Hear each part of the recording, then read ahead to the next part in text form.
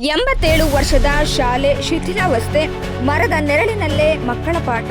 ಸರ್ಕಾರದ ನಿರ್ಲಕ್ಷ್ಯಕ್ಕೆ ಗ್ರಾಮಸ್ಥರ ಆಕ್ರೋಶ. ಆಂಧ್ರಪ್ರದೇಶ ಗಡಿ ಭಾಗದಲ್ಲಿರುವ 87 ವರ್ಷಗಳ ಇತಿಹಾಸ ಹೊಂದಿರುವ ರೇಣುಕಾಪುರ ಸರ್ಕಾರಿ ಹಿರಿಯ ಪ್ರಾಥಮಿಕ ಶಾಲೆ ಮೂಲಸೌಕರ್ಯಗಳ ಕೊರತೆಯಿಂದ ಸಂಕಷ್ಟಕ್ಕೆ ಸಿಲುಕಿದ್ದು ವಿದ್ಯಾರ್ಥಿಗಳು ಮರದ ನೆರಳಿನಲ್ಲಿ ಪಾಠ ಕೇಳುವ ದುಸ್ಥಿತಿ ಎದುರಿಸುತ್ತಿದ್ದಾರೆ.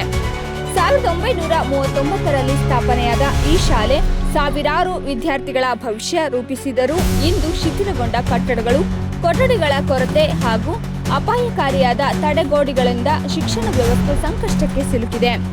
ಶಾಲೆಯ 5 ಕೊಠಡಿಗಳು ಸಂಪೂರ್ಣ ಶಿಥಿಲಗೊಂಡಿರುವ ಕಾರಣ ಮಕ್ಕಳ ಸುರಕ್ಷತೆಯನ್ನು ಗಮನದಲ್ಲಿಟ್ಟುಕೊಂಡು ಬಯಲು ರಂಗಮಂದಿರ, ಕೂಸಿನ ಮನೆ ಹಾಗೂ ಮರದ ಕೆಳಗೆ ತರಗತಿಗಳನ್ನು ನಡೆಸಲಾಗುತ್ತಿದೆ.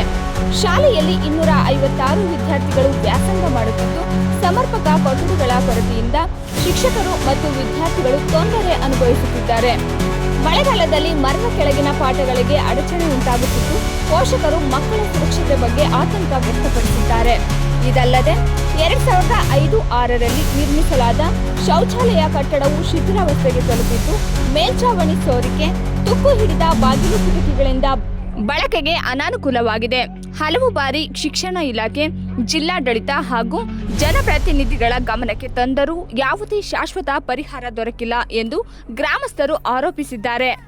ಶಿಥಿಲ ಕಟ್ಟಡ ತೆರವುಗೊಳಿಸಿ ಹೊಸ ಕೊಠಡಿಗಳ ನಿರ್ಮಾಣ ಹಾಗೂ ಅಗತ್ಯ ಮೂಲಸೌಕರ್ಯ ಒದಗಿಸುವಂತೆ ಸರ್ಕಾರಕ್ಕೆ ಒತ್ತಾಯಿಸಿದ್ದಾರೆ.